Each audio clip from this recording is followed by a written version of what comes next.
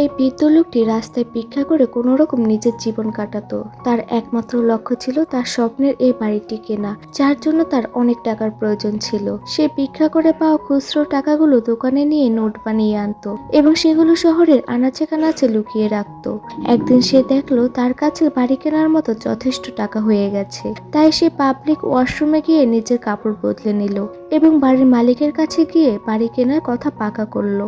সেখান থেকে বেরিয়ে বৃদ্ধ লোকটি তার লুকোনো জায়গাগুলো থেকে টাকাগুলো বের করলো, কিন্তু রাত হয়ে যাওয়ার কারণে সে ফুটপাতেই থেকে গেল এবং সকাল হওয়ার অপেক্ষা করতে লাগলো।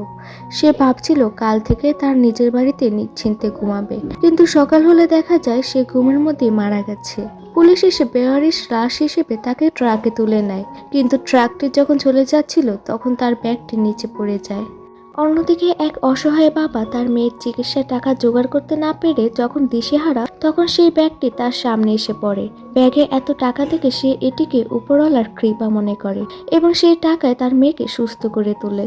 মূল কথায় এই গল্পটি আমাদের মনে করিয়ে দেয় যে আমরা ভবিষ্যৎ নিয়ে অনেক পরিকল্পনা করলেও জীবনের ওপর আমাদের কোনো নিয়ন্ত্রণ নেই।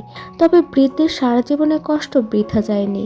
তার পরিশ্রম শেষ পর্যন্ত একটি অসহায় প্রাণ বাঁচায়, যা ভাগ্যের এক অদ্ভুত এবং ইতিবাচক লীলা খেলা।